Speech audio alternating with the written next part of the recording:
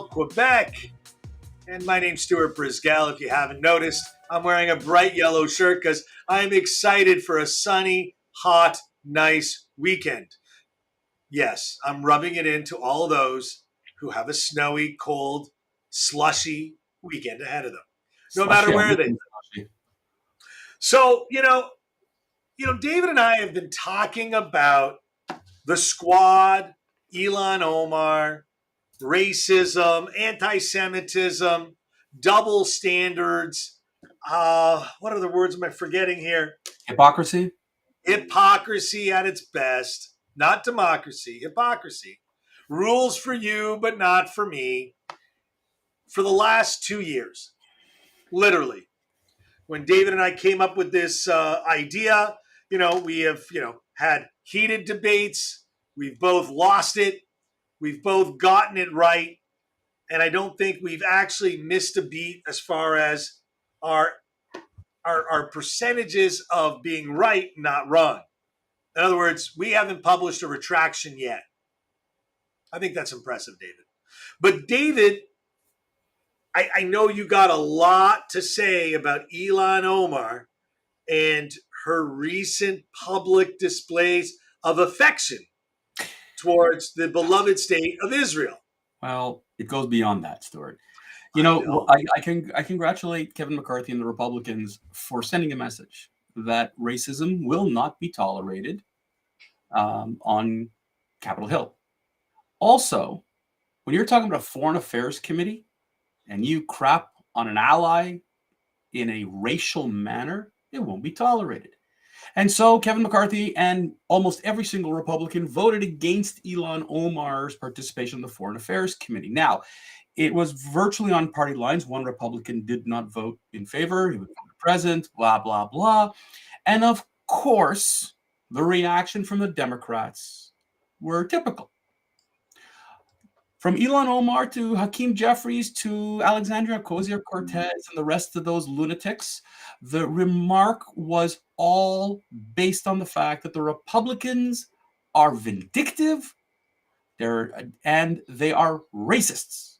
Because Ilhan Omar goes out and makes a remark that they don't want a black Muslim from Africa on the committee. And I'm paraphrasing slightly. And quite frankly, that's not it at all. But again, as we've said in the previous rant, in order to perpetuate the myths, let's use the usual lines that work towards the Democratic Party, that the racist Republicans are doing it because they're anti-black, anti-Muslim. Let's throw it black phobia, Islamophobia, women phobia. And to quote my friend Alexandria Ocasio-Cortez, who slammed her notebook during, the hearings, I had a member of the Republican caucus threaten my life, and the Republican caucus rewarded him with one of the most prestigious committee assignments in the Congress. Don't tell me this is about consistency. This is about targeting women of color in the United States of America. Ilhan Omar is a racist. Pure and simple. She tweeted explicitly that to suggest that Israel's allies in the United States politics were motivated by money rather than principle, when she tweeted, "It's all about the Benjamins, baby." And that doesn't matter because the Republicans are targeting. When the Democratic Party went after Marjorie Taylor Greene and called her racist and said she couldn't be on these committees, that was okay. But Ilhan Omar is a symbol of the Democratic Party. That's right. She is a symbol of the Democratic Party. Racist to the core, hate to the core, not looking out for your best interest. Now, to show you what kind of game Ilhan Omar likes to play, she wants to show everybody she's a good person. She has, every single time Israel has come up for anything, she's opposed it hard. Everything. From humanitarian to defense, but whatever you could imagine. Ilhan Omar has wanted to boycott Israel. And yet on her way out from the Foreign Affairs Committee, lo and behold, what does she do? She's on a sponsor on a bill her name is sandwiched between Brad Schneider and Josh Conner on a pro-Israel bill. All of a sudden, her, Debbie Wasserman Schultz, Lois Frankel, Kathy Manning, Alyssa Slotkin, Dean Phillips, and a whole bunch of people, suddenly she wants to show her this is her thing. Ilhan Omar, ladies and gentlemen, is a disgusting individual in terms of her attitude. Congratulations for making the House. Congratulations from coming from Somalia and getting to where she is. That is an extraordinary, achievement, especially because women in Somalia will get bupkis. But Ilhan Omar has come to the United States of America and becoming a congresswoman, and she's taking advantage of her platform to be a racist, to attack an American ally, a tactical American ally, to further her purpose and her cause. You want to know what? I'm thrilled for the Republican Party for getting rid of this menace, Stuart, from the Foreign Affairs Committee. Kudos. Listen, you brought up Debbie Wasserman Schultz, the disgraced Democrat from Hollywood, Florida. Yep. Which I've got to tell you, she incites more violence, by the way, than even Maxime, our famous, get out and slap him in the face, hit him hard. Mm-hmm. Debbie Wasserman Schultz is known for step on their neck and destroy them, right? If I misquoted her by destroy them, maybe she actually said kill them. Mm-hmm. Anyways, long story short, what Debbie Wasserman Schultz has in common with Ilhan Omar is that they're both anti-Israel. They're both anti-Republican. Well, Debbie will tell you she is pro-Israel, and her voting record shows otherwise, that she's not anti-Israel. But the Debbie Wasserman, but this is not about Debbie Wasserman Schultz. This is about Ilhan Omar. It's about the hypocrisy of saying what I am one way and doing as another. Again, inciting violence ad nausea in I believe it was the election involving Mitt Romney, where she came out. But anyways, Ilhan Omar has consistently spoken out about American values. I think Ilhan Omar, we once even went so far as saying, maybe you should go back to Somalia if you think your rights would be better there. She claims all kinds of abusive. You know what? Is she anti-Arab nation? No. Is she pro-women's rights? No. In Somalia, they literally mutilate girls.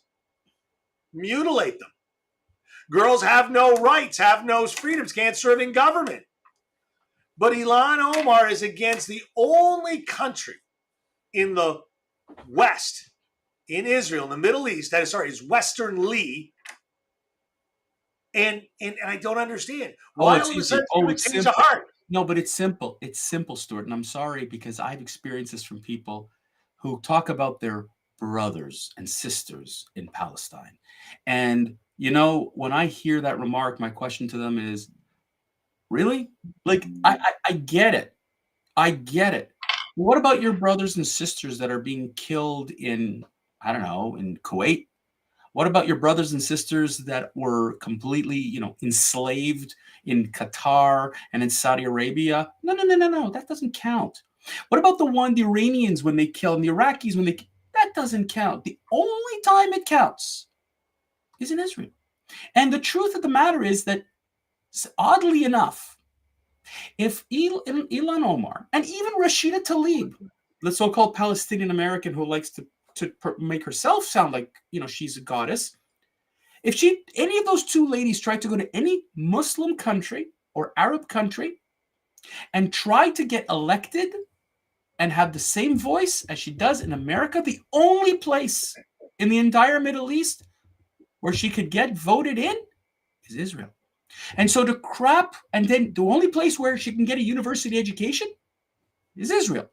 The only place where she would have equal rights to a man is in Israel. But Ilhan Omar's only purpose is to destroy Israel. She was the only congresswoman to support the boycott, divest, and sanction movement against Israel, BDS. She has been a staunch enemy to Israel. She wrote that Israel has hypnotized the world. When you use words like that, tropes like that, and question American juries alliances, because this is a great line, that American Jewry is more interested in Israel than the United States. This is another one of those anti-Semitic ways of trying to create division. Ilhan Omar, Rashida Tlaib, AOC, and the Squad are a group of thugs. They're a group of bullies, and they're getting away with it because the Democratic Party can't afford to lose votes, and so therefore they're bringing in the racists that they claim that they're fighting against. Bravo. Do you know what a neo-Nazi and Ilhan Omar have in common in the Squad? Here we go. Let's hear it. What do they have in common? They're both full of shit. Wow. They both lie to their base and present false narratives to achieve an unbelievable feeling that they have been wronged. Yeah, well, I'll give you an example. Hold on, I'll give you an example. Hakeem Jeffries, to your point, right? What does Hakeem Jeffries say? He goes, what he said, what went on the floor, it was not about accountability. It was about political revenge. So Hakeem Jeffries himself, who can't wait to crap on Israel and Jewry in the United States, we've seen that, has no problem. He would love it. So instead of telling the truth and saying, guys, we have a racist in the ranks. No, we need to deflect the blame. It's on the Republicans. It's the Republicans are seeking political revenge. Nancy Pelosi threw people off of the committee. That was protecting America. But Kevin McCarthy does it. It's political revenge. Yep. Spare me. Double standards.